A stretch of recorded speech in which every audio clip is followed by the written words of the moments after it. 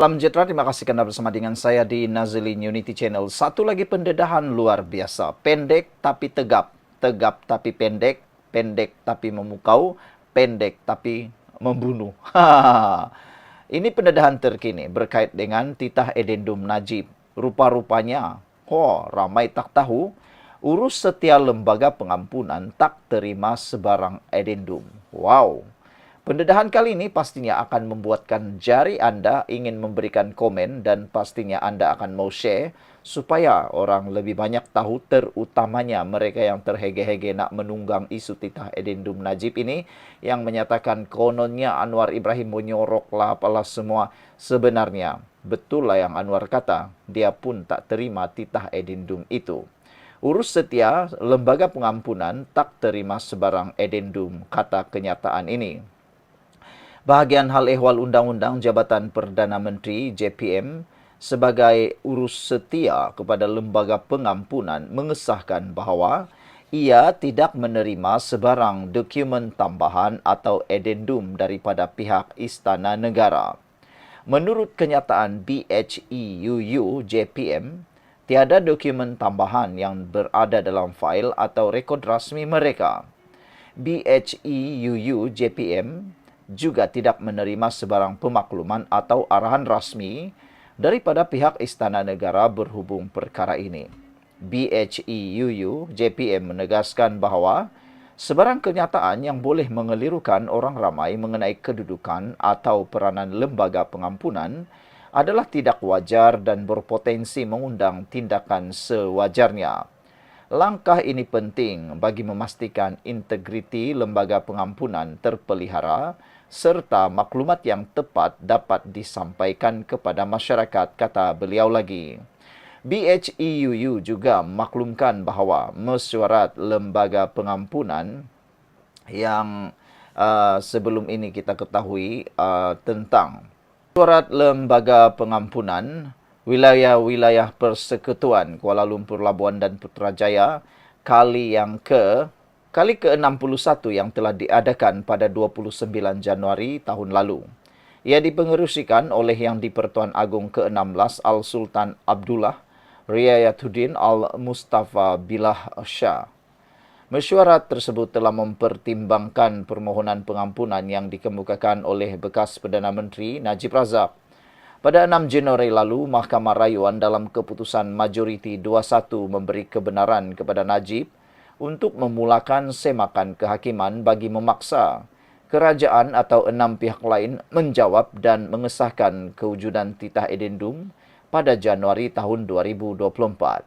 Titah tambahan itu dikatakan diperkenan oleh Al-Sultan Abdullah bagi membolehkan Najib menjalani baki hukuman penjaranya di bawah tahanan rumah. Bersabit kesalahan penyelewengan dana SRC International Sendirian Berhad berjumlah 42 juta ringgit.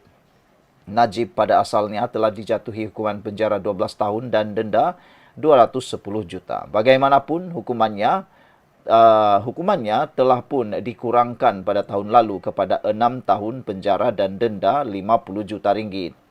BHEUU dalam kenyataan hari ini juga menjelaskan bahawa ia tidak berurusan dengan Menteri di Jabatan Perdana Menteri, Undang-Undang dan Reformasi Institusi mengenai apa-apa perkara berhubung lembaga pengampunan kecuali kepada Yang di-Pertuan Agong sebagaimana diperuntukkan dalam Perlembagaan Persekutuan.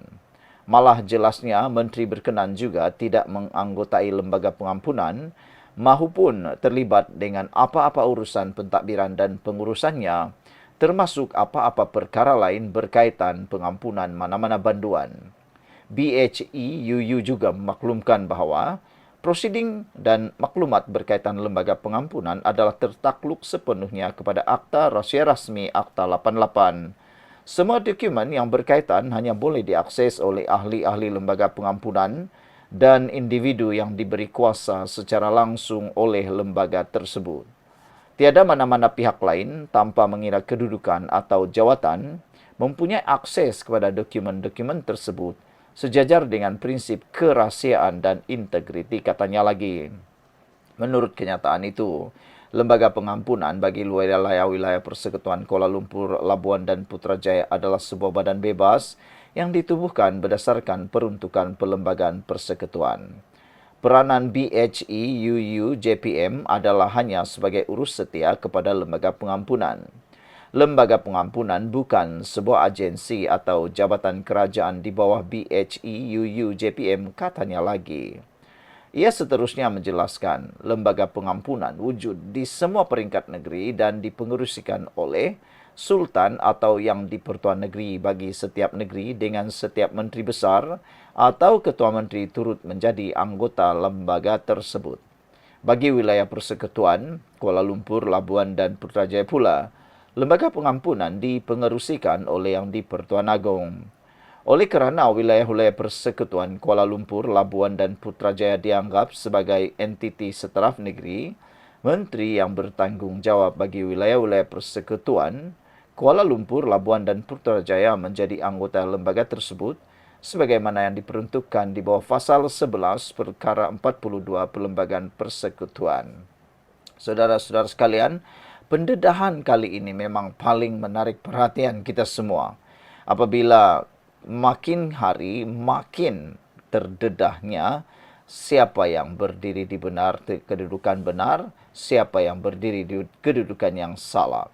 Anwar Ibrahim dituduh menyorokkan titah edendum itu, tapi Anwar Ibrahim telah menafikannya. Terbukti hari ini hampir 100% jawapan Anwar Ibrahim itu kini disahkan. Mr. Sakau kata harapan mana-mana pihak yang menuduh Perdana Menteri ke-10 yang menyembunyikan edendum adalah satu tuduhan berat. Pihak-pihak ini perlu kemuka bukti yang mereka ada pada polis bagi tujuan siasatan. Itulah dia saudara-saudara sekalian. Disangkakan mereka dah menang. Rupa-rupanya makin lama makin kalah dan makin kalahlah mereka. Makin tak dapatlah menunggang selepas ini. Kerana bukan sejak Anwar Ibrahim sudah menafikannya, bahkan hari demi hari lebih banyak badan-badan tertentu maupun pihak-pihak tertentu berwajib yang mempunyai kuasa, kapasiti untuk bercakap, mula mendedahkan perkara yang sebenar. Hari ini, urus setia lembaga pengampunan sekali lagi tampil mendedahkan bahawa mereka tidak menerima sebarang edendum.